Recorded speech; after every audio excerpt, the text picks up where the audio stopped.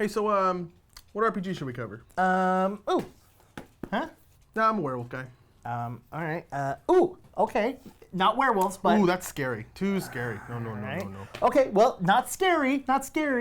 Now, Will would kill us if he wasn't on that episode. He really would. Okay, all right. There's werewolves I in it. don't know anything about that, though. All right. I'm sorry. Okay, but I know that that's the same as Numenera, basically. So, like, why would I want to... Ooh, I have an idea. What about Fate Core? We don't even have the book for that. It's PDF. Got it right here.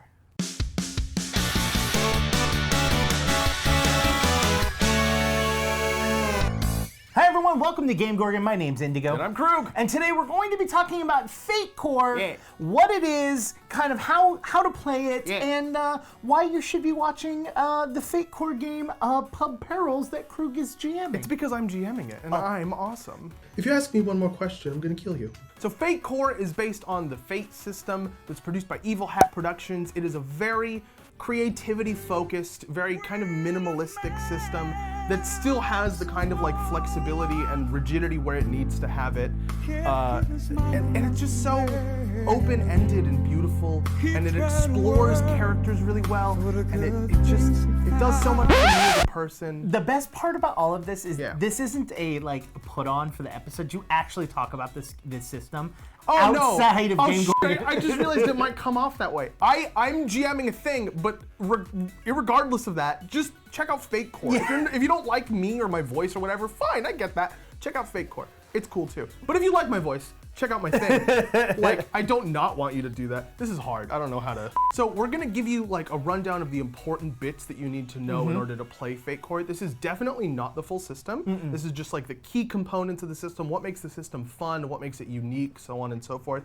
There are minutia things that we're not gonna cover in this episode. If you wanna see more Fate Core, definitely tell us. We're more than open to doing more of this for you guys. Yeah, and I mean, the PDF isn't even all that expensive. Like, you can buy Fate Core and play it like right now. Like, it's super easy.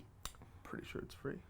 I think the base one is free, and then I think that there's additional Core is free. Core is free, and then there's a bunch of additional ones because I remember there was like Tokusatsu stuff in there. Yeah, that's giant fighting robots. I know. Okay. Because you used to. I just making sure. All right, so what do you need to play Fate Core? It's really simple. You need the normal tabletop RPG stuff, pencil, paper, don't use a pen or you're silly. You need a character sheet, which you can get in the PDF, just print it out.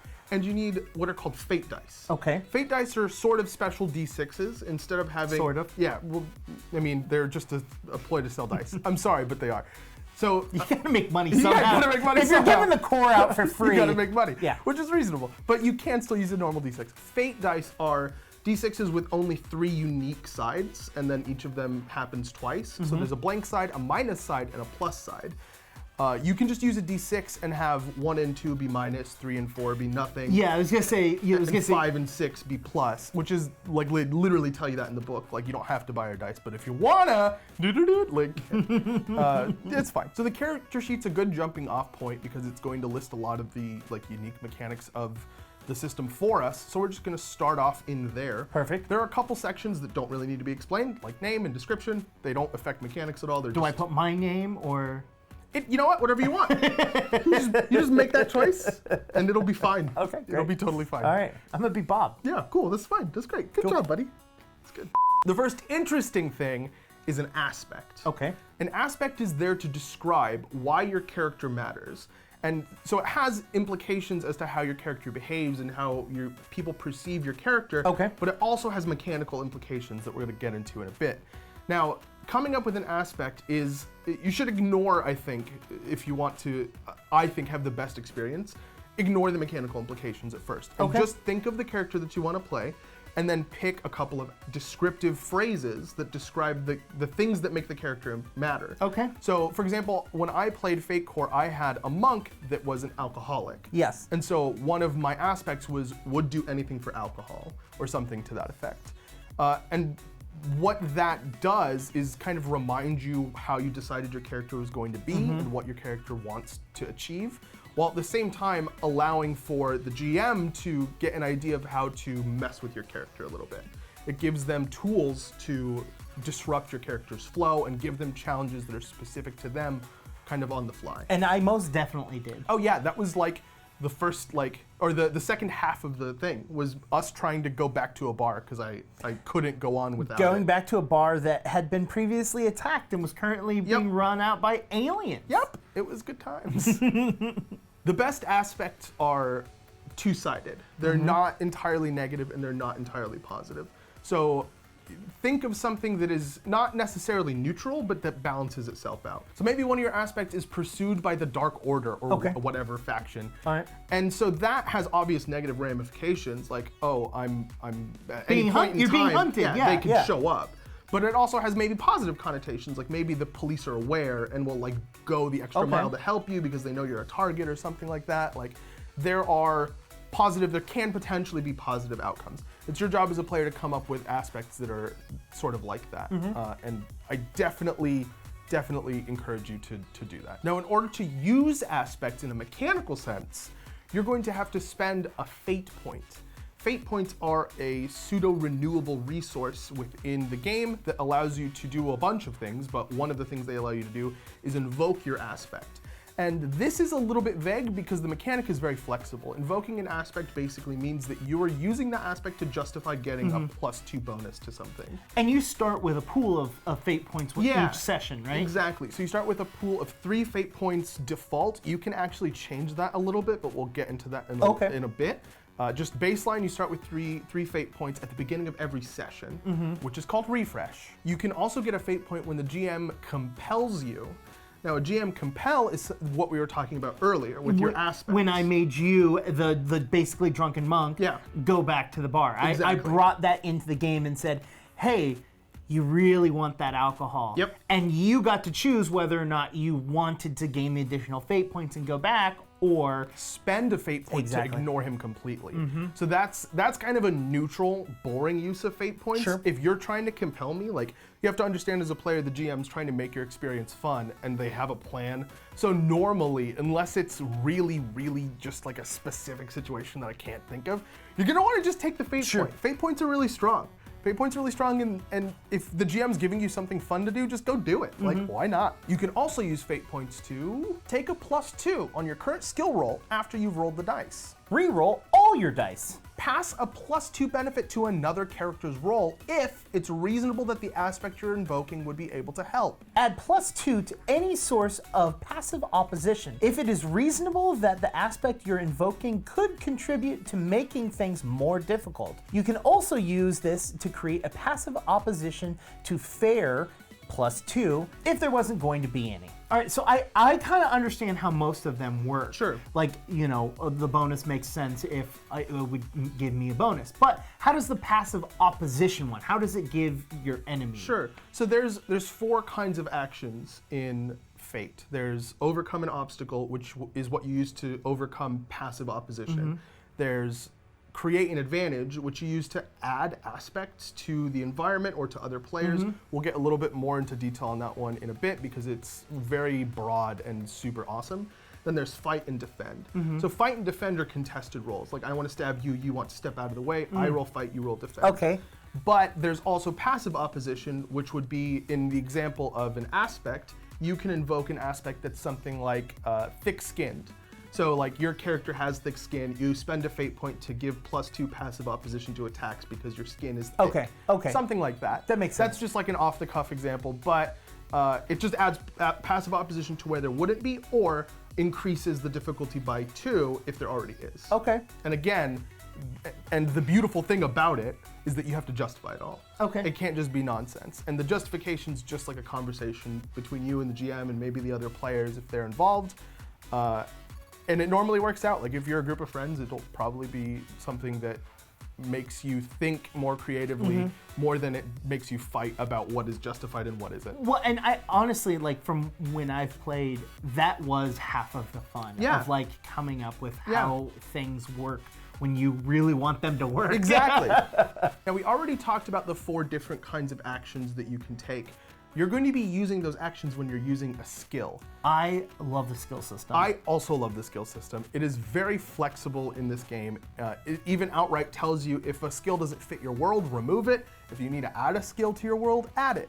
And I think when we played, the way we played it is we actually sat down and created the skills tree before we even started playing the game. We were like, this is what I want in the world. Can I make this a stat? You know, and we went that route. Yeah, and if I had more time to do that with my players, we absolutely would have done that.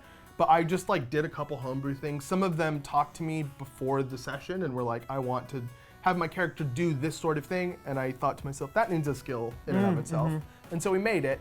It's really easy, really not a balance issue very much, as long as the skills that you're creating don't encompass other skills that exist, because that can make people feel a little disenfranchised as far as their character build. If they're, somebody else is good at what they're doing and other stuff by only picking one skill, like that gets a little sloppy. Yeah, I feel that they should be vague but not overlapping. Exactly, like 100%. Like saying you're good at computers, right? That can be a skill that you have. Not, okay, I'm good at computers, but then have a separate skill that's hacking. Yeah. You're like, no, just use the computer skill. Or like computers and technology. Like the person who takes computers is mad that he didn't take technology. Exactly, Which is, Now when you make a skill roll, either because you want to do something and you're asking the GM if you can make a skill roll, or because the GM's asking you to make a skill roll, you're going to roll 4 fate dice, and that's all you're ever going to roll. There's no other number of dice that you roll. It's just those 4 all the time. And then you're going to add the proficiency that you have with the skill. The proficiency is decided with a pyramid system, which is going to be on the screen, and all the bonuses for all the different tiers. I think that's a really cool system, a little bit more flexible than like the point buy thing. And the other cool thing about it is that they encourage you to kind of explore your character before you pick it. So they encourage you to get in the world and start having encounters, and then as you need to use skills, decide where they go. Like in the situation where you have to investigate, your skill tree's empty, and you're like, oh, I'm gonna roll investigation. I think I'm good at it. And then you just write it in the good section and then roll. Yeah. It's really fluid and a lot better of a way to like understand your character. Before we get into calculating how success and failure works, let's take a quick pit stop over at creating an advantage. Okay. This is a method by which you can add an aspect to the environment or to other characters. Now remember, aspects are just interesting descriptors with a consequence. When you create an advantage and you succeed, you can add those to the world. So you can say, flip over a bookshelf, and that bookshelf is now like difficult terrain, for lack of a better term. So you can flip over that bookshelf. Now you've added an aspect to your environment that's called difficult terrain, or like difficult to get around bookshelf. Or maybe you'll come up with something a little bit more classy than all the crap I just said. What would you call it? Let us know down in the comments. Nice. Engagement! Now, if you remember, you need to use a fate point to use aspects, right? So when you create an advantage, you can use it for free because you've created it. You've paid in the effort it took you to roll to successfully do that thing. And so it's just a really cool way to get like a leg up on your opponents. Like, yeah, I can use a fate point to do this, or I can like roll to do this other thing, but I can also just like make you deal with that for free, Sure. And again, it has to be justifiable. You can't make somebody climb over a bookshelf that's already walked past the bookshelf. But if you think about it in the situation that you're in, you'll find tons of opportunities to create an advantage. We got a little sidetracked, but we're gonna talk about successes and failures and the things that are in between them. So every time you roll, you're rolling against either an active opposition or a passive opposition. Okay. Each point of difference between what you roll and the number you're rolling against is considered a shift. Okay. And the number of shifts is going to determine how well or how poorly you did. Okay. If you roll lower than your opposition, you fail. No. Yes. Now, when you fail, a couple of things can happen. You can not get what you want. You can not get what you want and have a consequence. So for example, you were picking the lock and the lock picks break. So you didn't open the door and you don't have lock picks anymore. You can get what you want, but with a serious consequence. The door opens, but it makes a very loud sound, and now everybody knows you're here. Sure. So there's just like a ton of different failure options, and it's kind of loose on how you do them. Because while there's 2 success categories, there's only 1 failure category and 1 tie. Okay. So it just kind of is leaving failure a little bit more open to the GM, and the GM's just gonna decide, based on your situation, how badly you're screwed because of the thing that you tried. You could also tie, as we said. Now, if you tie, you can get what you want with a minor cost, like maybe your lock picks will break after the next time you try and pick a thing because they got bent or something. Stuff like that. And also something I like to do is give both people involved, if it's a contested thing, the thing that they want. So like you get hit, but also the other person does damage to you, but then like the attacker gets to decide or something like that. Just like a tie where both people get a negative applied to them. That's something I like to do. That makes sense. Yeah, but you know, you're the GM, just figure it out. And if you're the player, then deal with it. Now, if you succeed by 1 or 2 shifts, you succeed, regular. And you just get the thing you want, which is cool. You pick the lock. Yeah, you pick the lock, that's it. End of thing. Lastly, if you succeed with style, which by the way is a super awesome name for this level of success. There's no critical success here, you succeed with style. Hey, come on, man, this dance is on me.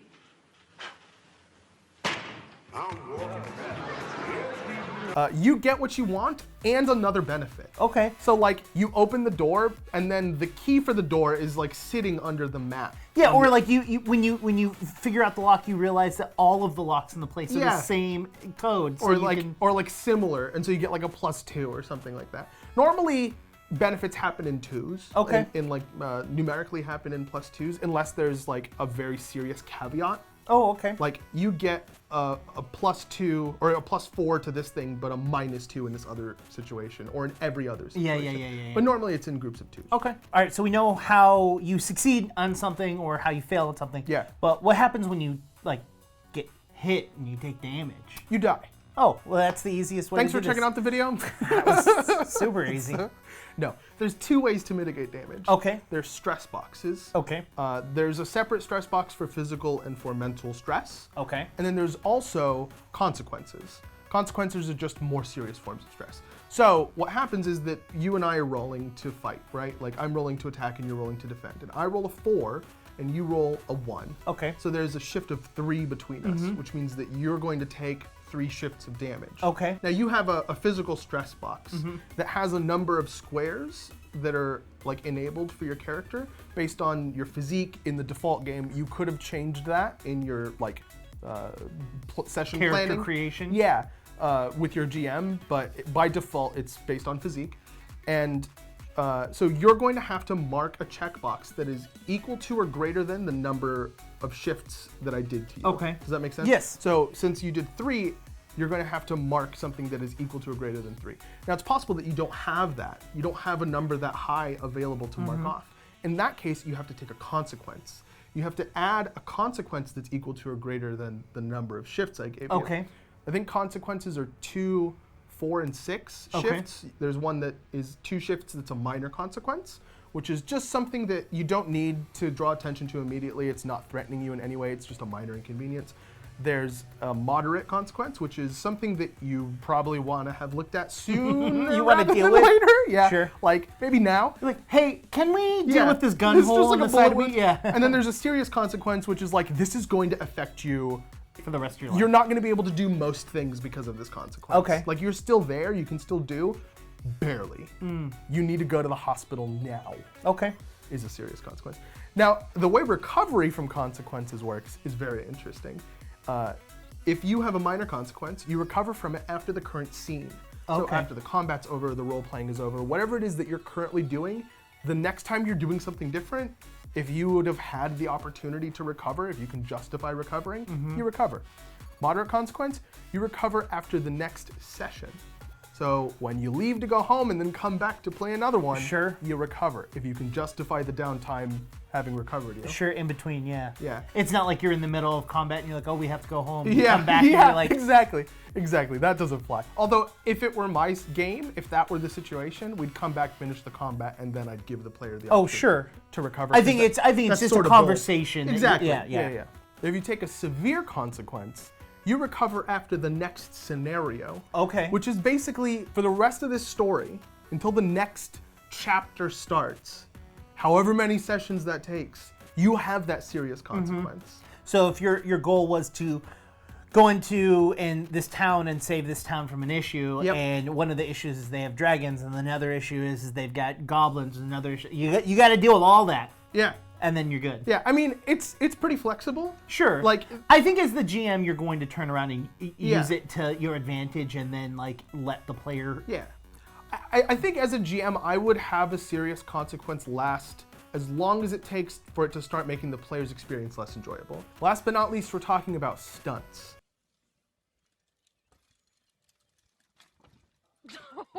In my opinion, stunts are the most engaging character creation task that I've ever been presented in an RPG. Stunts are basically make your own feats. It's super cool.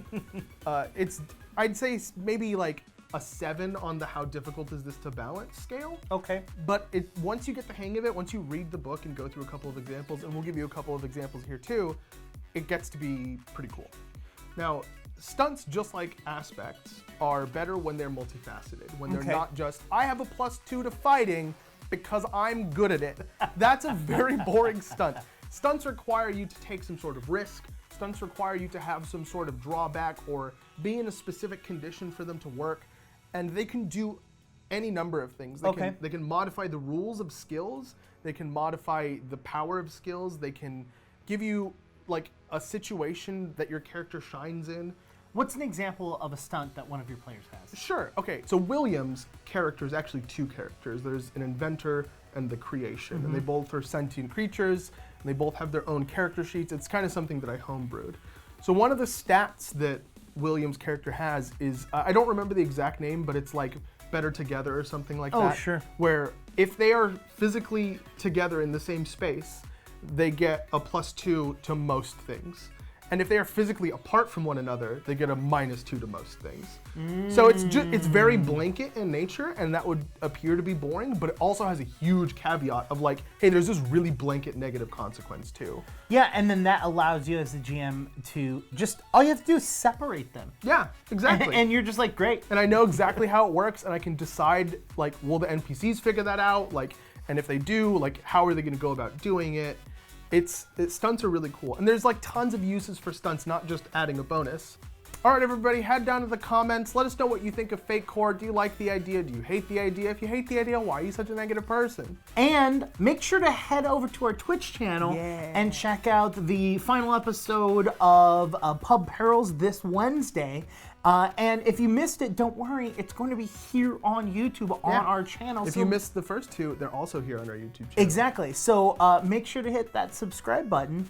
Make sure to hit that bell icon so you can get notifications for everything. One last thing. We have to ask you one last thing. If you want to see more Fate Core stuff, let us know down in the description. And then, we have access to the description. You don't. Don't edit our description. If you can, don't do it. Tell us how. Yeah, that's cool, I guess. Let us know in the comments down below, and head over to Twitter and talk to us. You can talk to me on Twitter at IndigoQT. And I'm Krug. You can talk to me at KrugQT over on Twitter, or you can talk to all 3 of us down at these social media links. There were only 2 of us the whole time. We've been GameGorgon. We'll see you guys next time. Bye. Bye.